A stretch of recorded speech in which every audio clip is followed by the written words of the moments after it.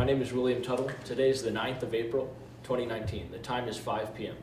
We're at St. John's Northwestern Military Academy. I'm interviewing Thomas Vincent Heaton from Milwaukee, Wisconsin, who was born December 19th, 1925, and served in World War II as an officer on board a minesweeping vessel, the USS LST 553. Mr. Heaton was a lieutenant in the U.S. Navy and served aboard minesweeping vessel LST 553. This interview is sponsored by the Bell Tower Memorial. So I'd like to proceed chronologically. So let's start with why you entered the service. I entered the service because when I was a senior in high school, the Navy was at that time designing a program to supplement the supply of officers that the Navy would need during World War II. And it was called the V-12 program, which was a college education program because the Navy felt that officers with some college background were more capable of being able to handle the duties that they would be assigned after their commissioning. Part of the program was a NROTC program that we'll get into a little bit later on, but basically that was why I got into the Navy, because I thought it was a fantastic opportunity, not only to do my service, but also to get a college education at the same time. So you mentioned the V-12 program, and I was wondering if you could go more in depth about the specifics of this program and how your participation in the V-12 program shaped your military career. Well, it was my military career. It was as a senior in high school, we were given a series of exams, and if you were accepted in the program after passing that thing, you eventually were assigned a college to attend to. My first 2 semesters were at Marquette University right here in Milwaukee. In the second semester at Marquette, we were given another test, or series of tests, that pretty well outlined where we would end up being for the next 5 semesters. We went to school 3 semesters a year with very small breaks in between semesters. After the second semester ended, my next duty orders were to Ann Arbor, Michigan, to be in the NROTC unit that they had there. While there, we were considered as midshipmen, and we took similar courses to what they would take at Annapolis as far as naval science was concerned. In 5 semesters we had at Ann Arbor, we had, I believe it was like 32 or 34 credits in naval science, various courses that they would require at Annapolis and require us to know when we got our commissions. And so after 5 semesters at Ann Arbor, I was commissioned an officer, an ensign in the United States Navy, and sent home for a little bit of vacation, and then assigned to the Small Craft Training Center in San Pedro, California. And I didn't know what that was. I had no idea what it was going to be, but it turned out that I was assigned to a YMS and to learn how to become a minesweep officer. And that didn't last too long, because the Secretary of Navy decided that all the commissioned officers who had not served overseas would promptly now be assigned to duty overseas, which meant that's the end of California. And after a weekend in San Francisco, the first time I'd ever been in San Francisco, what a great town. And I ended up over Pearl Harbor and had to go to another series of schools over there, which kind of lets you know that so far all I've been doing is going to school. And I was wondering when I was going to get into the action. Of course, by this time the war was over, and I thought minesweeping, well, they're going to need them after the war. And I got orders at Pearl Harbor to be assigned to the Mine Pack and to go to Sasebo, Japan, and pick up a AMS, which was an auxiliary minesweeper. a little bit bigger than a YMS. My only ship that I had seen up to this point was a little wooden hull YMS, which was a yard minesweeper. Again, I must say that the war was over, and not everybody knew where everyone was going. And when I got to Sasebo, after a stop in Yokosuka, Japan, I was assigned to the AMS Pinnacle, except they couldn't find the Pinnacle. So I was assigned to a YMS, and I was to pick that ship up in Kuri, Japan. And on the way up I got up to Kuri, and they couldn't find the YMS. And the 553 was heading up to Kobe, Japan.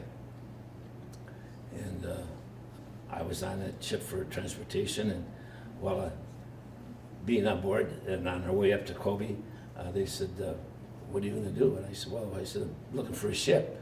They said, well, we need an officer here. I said, oh, that's fine. I said, I'll volunteer. What are you going to do? And they said, sweep mines. And I got an LST, being a minesweeper. I don't understand that. And what it was, our assignment was to sweep the harbor in Kobe. And what had happened is Kobe, which was a city now of about 1 million people, had been a city of 1 million people, had 2 incinerator raids done by B-29s, which burned out most of the residential district of Kobe. But Kobe was a major port for the Japanese army. And at the same time that they were burning the town down, the 29ers were also laying naval pressure mines. And it's a little bit different than the normal mine sweeping that you would be doing. Pressure mines were set up with counters and with sterilizers so that the ship could make, or could be set, the mine could be set for 1, 2, 3, 4, 5, 10 different passes before it would be exploded, which frustrated the Japanese because they were able to have a number of them on board, on shore. Our job was to go back, and we were provided the information on how many passes that we were to make in different areas of the inner harbor. PA transporter was out in the outer harbor, and we would make these passes that were assigned to that particular area. And if the sterilizers worked as they were supposed to work, the mine would not explode. And so our duty was to go ahead and sweep the mines to make sure that all the sterilizers were working. And after we completed our job, the port director came in, and the harbor was opened up for the rest of the Navy ships to come in there. It was like a New Year's Day parade with the ships coming in, because the harbor was bare. It was pretty much out of bounds for any other ships until we finished our job. And that was my sole duty, contribution to the war effort, was that little bit of duty. Well, that's great. So you mentioned a lot about your first assignment, but during the initial training in Navy practices or any of the fundamental training for your role in the war, what were the certain events or specific training that interested you the most, whether in Ann Arbor or California? Oh, well, certainly it would have to be at Ann Arbor because we were learning the fundamentals, navigation, armory, all the other duties that an ensign or newly commissioned officer might be assigned on board a ship when they got their duty there. The activities that I had in California were so limited in such a short period of time. I'm very fortunate that I wasn't assigned to OIMS because I don't know what the hell I would have done anyhow. I really wasn't prepared for that. But one of the things they taught you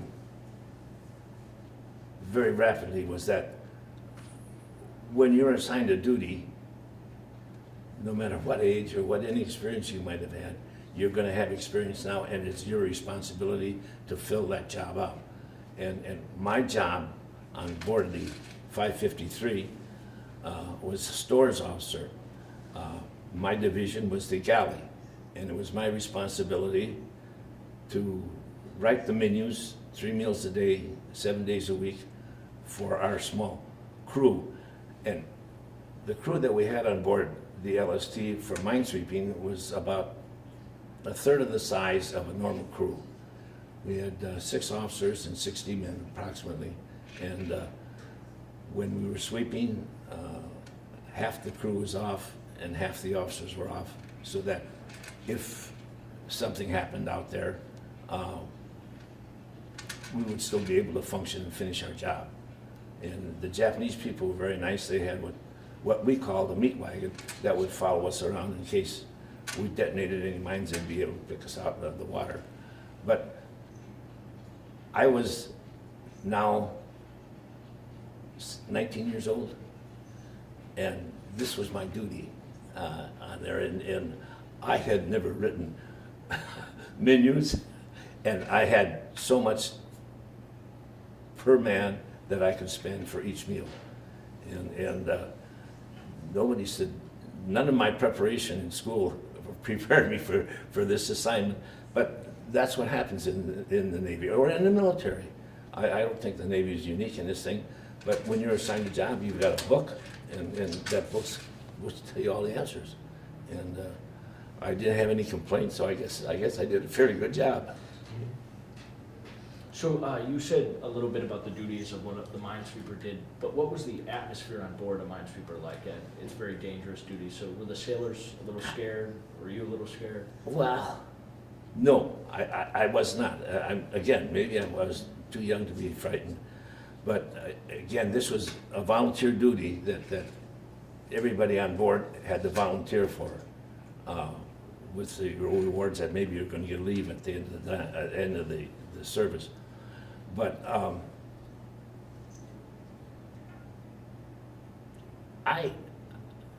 everybody was happy, basically, for the simple reason that upon the completion of our duty there, the reward was to be able to go on leave and in the United States. So that meant these guys that had been out there for a while, this was a way to get home and have 30 days leave.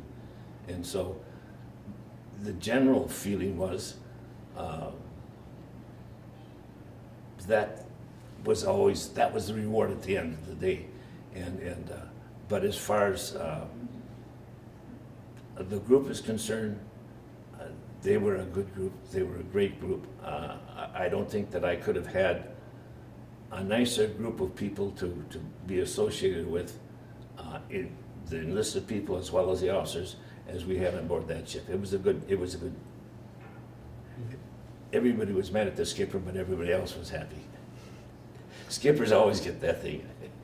So during your deployment to Japan, what did you and your fellow sailors and officers do for leisure? Well, the town of Kobe, as I said, had a fire raid. So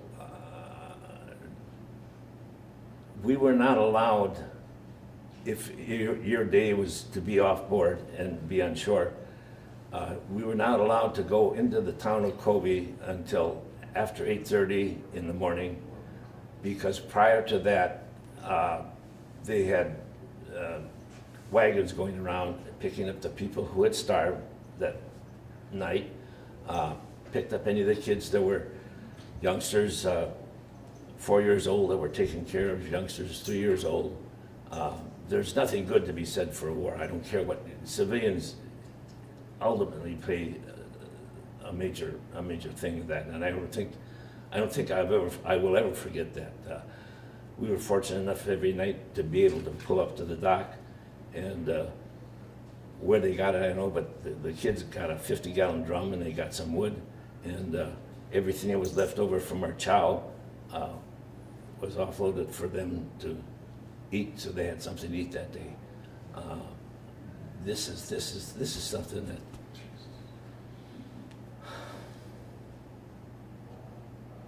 I will never forget, and I would never want to see it again. So during your time in Japan, and I know you just mentioned some of your experiences in the city of Kobe, but did you get to travel extensively in Japan, and what were some of the most memorable places? Oh, we did. My first trip hit was at Yokosuka, which is the right outside of Tokyo. And then I didn't get to see much of Kuri. I didn't see that much of Kobe. It had the second largest international settlement because Kobe was a town then of well over 1 million people. A lot of manufacturing in there. A lot of Europeans who were interned for the war lived up in the mountains outside of Kobe, and we got to know them a little bit. But and generally speaking, I would say that the atmosphere in Kobe was very cordial as far as we were concerned. We hired some of them to paint the ship up for us, and it badly needed. And so the attitude was very good there. When we finished our tour duty, we had to take our ship back up to Yokosuka and turn it over to the port director there. And we had a little trip up to Tokyo. We had to steal a Jeep in order to get up there, but that's another story. But and we picked up an Army officer. I'll never forget this, a bird colonel, and MacArthur had the Navy had Fifth Army, Sixth Army, whatever it was, had a big officers club in Tokyo, and the skipper and the exec and the first lieutenant and I went up there, and we gave this guy a ride, and so he invited us to go into the officers club, and they weren't used to seeing Navy people in there, and we got a little bit boisterous, I guess, and we were invited out, and I'll never forget my executive officer, Mike Esposito, took his head off. He said, "Damn it, he's not even throwing out a better choice than this," as he escorted us out, and we got our Jeep and food. Go back to Yokosuka, but that, Navy people do that every once in a while. So, as a supply officer in Kobe, when you guys left port and when the ship was on duty, how did you conduct the logistics of the food and all the stores that you had to take care of, and for more extended periods of duty? Well, we had those supplies that were on board because there were no supply ships that could come in and refuel our supplies that we'd used until we finished our duty, and then the supply ship came in, and I went back and ordered what I thought would be my replacement would need later on. And then again, this Bible that I had told me what I was supposed to feed and how I should order and how much I should order, and so it was just a matter of doing what you're told to do, and the Bible said this, so this is what you did, and it was. You also, when you were going off on something like that, a little side story, we had foul weather jackets, and a good artist would have them all painted up, and these guys were going home and they wanted something there, and they said, "Mr. Heaton, can you get us a new jacket?" And I said, "Well, I'll try," because there's certain equipment that's Title B equipment that you have to account for, and when you leave the ship, and if you've got 60 men, you should have 60 foul weather jackets there. So I said, well, what I want to do, I said, our loading party, I said, I want the best thieves that you guys can put together for me. And okay. And I said, just hope that somebody else can't count as fast as you can. And we all had new foul weather jackets to leave. But this is the camaraderie, I think, that particularly with the smaller ship, and I think maybe that's why my duty was so good, that everybody on board, and the camaraderie you would have. I wasn't in the military. I don't know about the Army and the Marine Corps. I'm sure they had it too. But on a large ship, destroyer, cruisers, battleship, aircraft carriers, is so large and so huge, it's like a city within itself. And so you know your neighbors, but you don't know the whole city. In a small ship, it's a little community, and everybody knows everybody else, and there are very few secrets. And I think that's what made my tour duty, as short as it was, as joyful as it was, and as good as it was, because everybody was working with one purpose. We brought, by the way, we brought our whole crew back on a destroyer to Hawaii, and my executive officer, Mike Esposito, was what they call a Mustang. And the Mustang in the Navy is an enlisted man who, by one way or another, eventually gets a commission.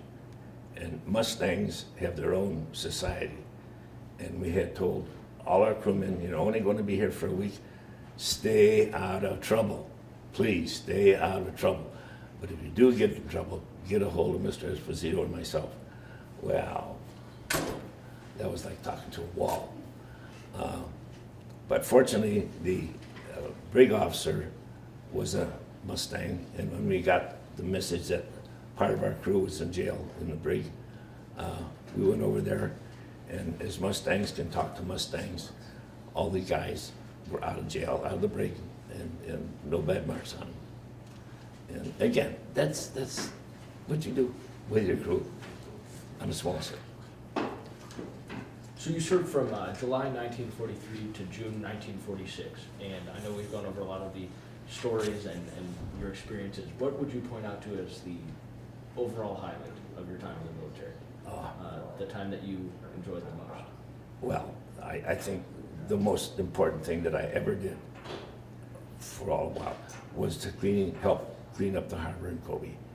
And that also meant that the ships could come in, the people of Kobe could start getting some food and getting some supplies. And that's about the nicest thing I can think of. My little tiny bit of that was in Kobe and doing that kind of work, so that the harbor was now open and other ships could come in, and the heating could begin for the people in Kobe. For sure. And so you mentioned you returned to Hawaii. When you returned to the States after your deployment, how long did you stay in the Navy after you returned? I got home in, what is the Derby, the first Monday in May, the Kentucky Derby? I'm not sure. Well, whatever that was, my folks were down there, and I was in New York for a little while, and then came home, and then I was on 30 days leave, and that I was out of the Navy then. I got out in June. And so, sometime. what did you do after the war, and how did the military affect your career path? Well, I had 7 semesters in at Ann Arbor, and I had to make a decision. I wanted to finish school. I'd get that last semester, and so I did. I went back to Ann Arbor, and I thought I was only going to have to put 1 semester in, but unless I wanted to specialize in naval science, which was not much of a future in that anymore, I had to put another semester in order to have they took many of those credits away, and I had to put another. I finished up at 9 semesters, and then a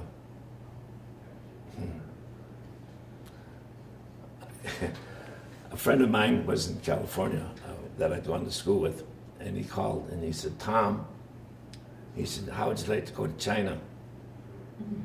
I said, "Haven't been to China, Bill." He said, "Well," he said, "can you get out of school?"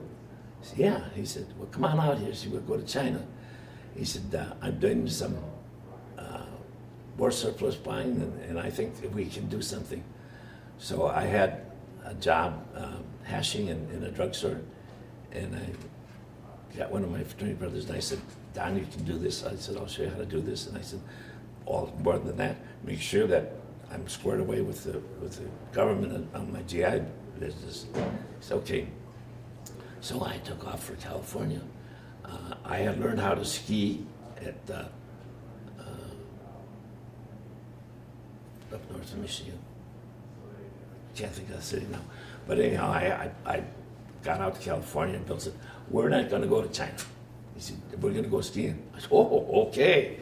Well, if you learn to ski in Michigan and now you're out in the Sierras, and this is for me, and that's what happened. That's how I got to California. Stayed there till 2009,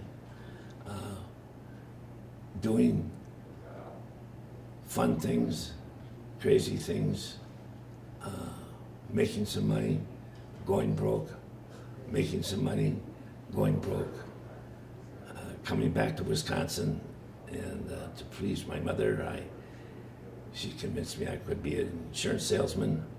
Big mistake. And first, finally she said, okay, you can go back to California because that's where my heart was. And I never regretted that.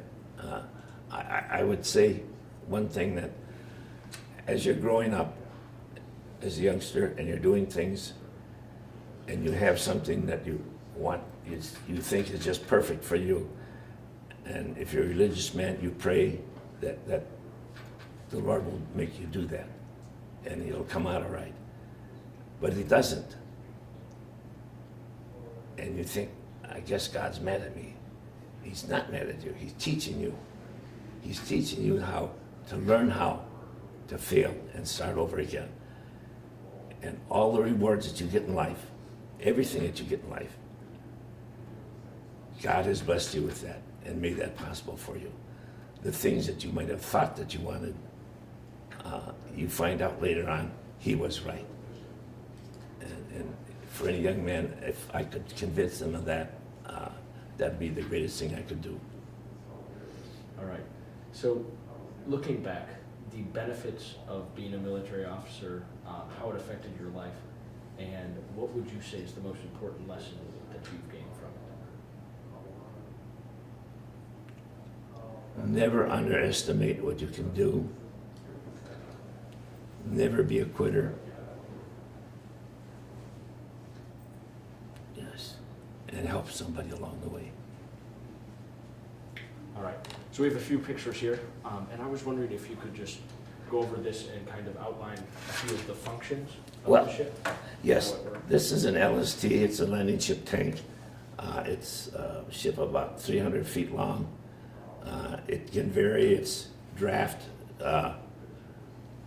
so it can approach the beach and let the tanks and the trucks off and the troops off.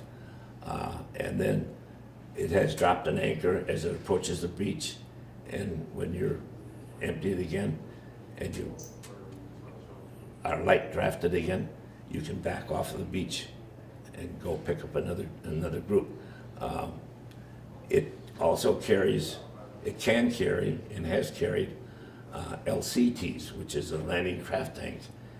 And it carries tanks and small armament, mobile armament people as a way of doing these things. And these things were manufactured usually along the Gulf Coast or someplace along the Mississippi River, because they could have light enough draft so that you could go down there and then do the job at that point. But basically they had, I think the numbers, by the time the war ended, were close to 1,100 of these ships that were utilized during World War II in both Europe and in the Pacific. And you expressed some surprise when you showed up in Japan about it being used as a minesweeping vessel? Yeah. How did they manage that? Well, we just had to make those passes to make sure that the pressure mines, the sterilizers on the pressure mines had worked and the mine could not be ignited. Mm-hmm. And a minesweeping vessel usually strange paravanes that go out, and most mines are anchored one way or the other. these mines just sat on the bottom of the harbor. So there was no, the Japanese could pick them up if they did explode, and they had huge supplies of them on shore at Kobe, but they didn't know how to combat them, how to overcome this ship gets by and the next one blows up, and so it was the last vessel I would possibly think of that we utilized for minesweeping purposes. It had none of the equipment that a normal minesweeper would be using. It was for landing craft, not mines. What time? All right. In closing, this has been an interview with Thomas Vincent Heaton regarding his service during World War II. My name is William Tuttle. The time is 5:35. Thank you very much, sir, for your service. Thank you, Bill.